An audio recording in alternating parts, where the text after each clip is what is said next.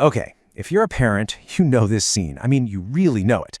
That chaotic morning rush. The clock's ticking, and suddenly there are tears, there's clinging, and it just leaves you feeling completely drained before your day has even really begun. But what if I told you there's a real reason for all this, and it's probably not what you think? It usually starts with this, right? The desperate little grip on your leg. It's not just a hug, it's like a silent plea. Please, don't go. And then, almost like clockwork, comes the mysterious stomachache. And for them, that feeling is 100% real. But for us, it's just confusing. And then, the main event, the full-on tears, the heart-wrenching, please don't make me go. It's one of those moments that just shatters a parent's heart and leaves you standing there wondering, are they just trying to be difficult? Are they manipulating me? Or is there something else, something deeper going on here? Well, the answer isn't found in their behavior, it's actually found in their biology.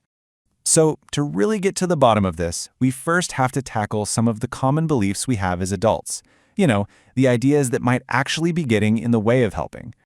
We tend to think, oh, they'll get used to it. They just need to toughen up a bit.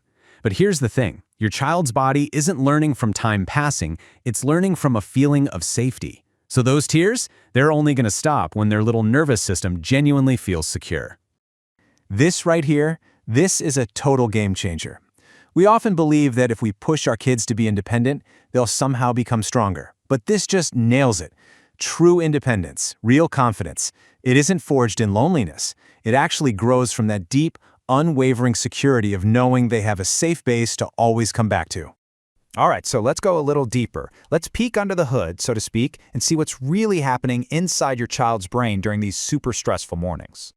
Okay, this is absolutely crucial to understand. Your child isn't choosing to have a meltdown. This isn't a conscious decision. It's a powerful, automatic, biological reaction that kicks in way before their thinking brain can even get a word in. So, say hello to the amygdala. The easiest way to think of it is like a tiny, super vigilant security guard in your child's brain. Its one and only job is to constantly scan the environment for threats. And this is how it all goes down, like a lightning-fast chain reaction. First, the brain perceives separation, you leaving, and it flags that as a major threat.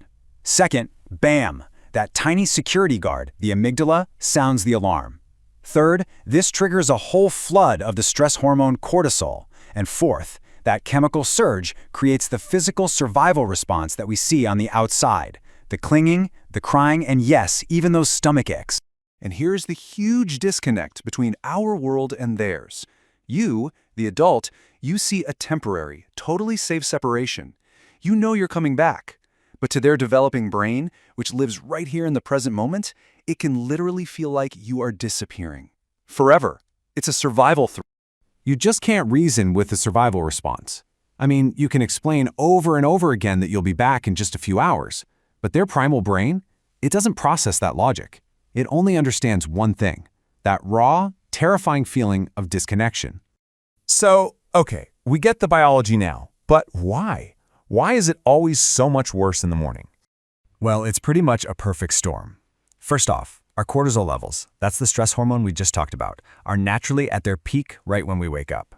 So they're already starting the day on high alert. Then there's no emotional warm-up time. It's straight into a rapid-fire list of demands. Get dressed, eat breakfast, brush your teeth, and then the final step of that whole stressful sequence is the biggest trigger of them all, separation. And we have to remember, they're just kids. They don't have the vocabulary for this yet.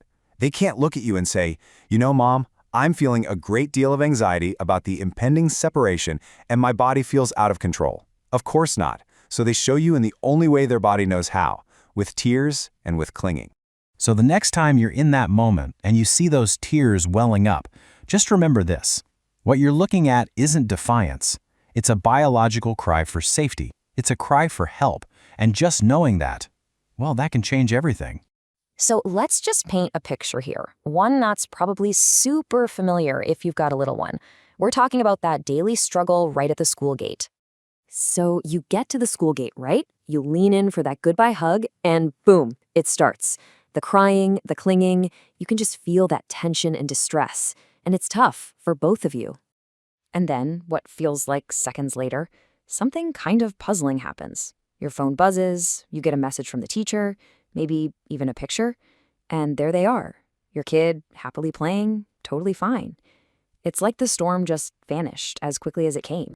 Well, seeing that quick turnaround often leads all of us, us, grandparents, even the most well-meaning teachers, to jump to one simple conclusion.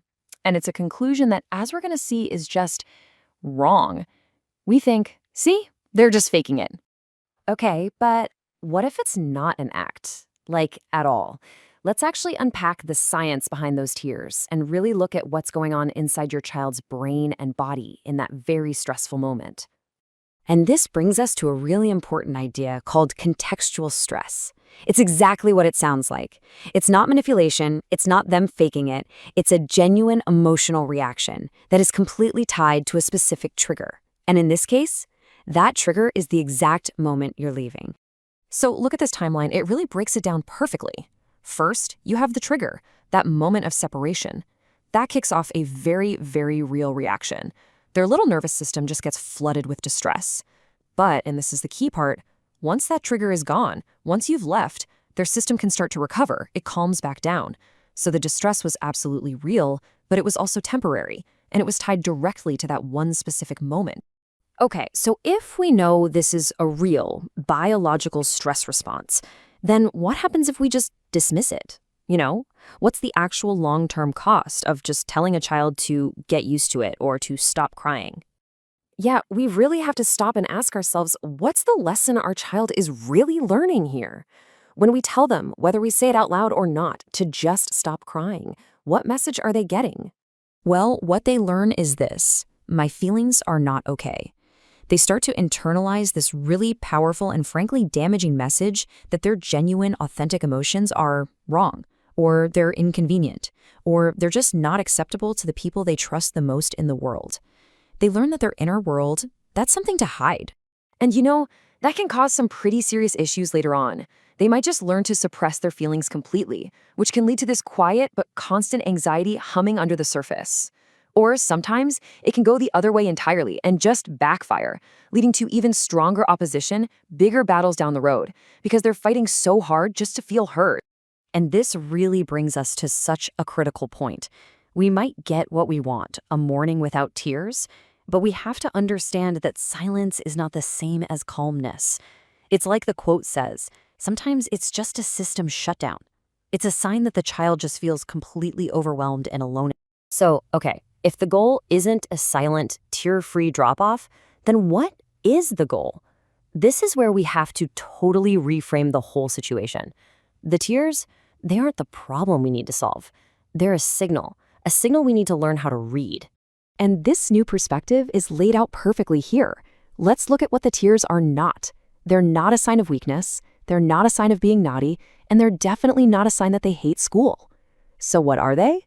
They're a sign that your child is learning a really hard new skill, how to endure separation. And in that moment, what they need from you is to be their safe anchor in the storm. You see how this just shifts our whole goal? It means we can let go of all that pressure to have this perfect morning with no tears. The real goal, the achievable goal, is to create a morning that feels predictable, consistent, and emotionally safe for our kid, even if a few tears are part of the package. So how do we actually do that? Well, this isn't about finding some magic trick on the internet. It's about a whole different philosophy. First, it means creating a slower, calmer rhythm for the whole morning. No frantic rushing. Second, it means having a predictable goodbye routine, something simple you do every single time. And honestly, the most important part, you have to be a genuinely calm adult. Not just acting calm, but actually feeling it. Because trust me, kids can smell the difference a mile away. And really, when you boil it all down, this whole new approach comes from changing one fundamental thing, the question we ask ourselves as parents when we're in the middle of that stressful morning. Right now, most of us start with this question. Our brain sees the crying, identifies it as a problem, and immediately jumps into problem-solving mode. How do I make my child stop crying? This puts us in this headspace of trying to control or fix their behavior. But here's the game-changing shift. Instead of trying to fix the child, we start looking at the situation. The new question is all about empathy. It's about curiosity. It's asking, okay, what part of this morning is overwhelming for my child? And how can I, their safe person, their anchor, help them through it? And that question, that leads us to what I think is the most important takeaway of all. Those tears at the school gate, they are not a sign that you are failing as a parent, not even close. In fact, they are a powerful, healthy, and totally normal sign that the bond you have with your child, that attachment, is strong, it's secure, and it is very, very much alive.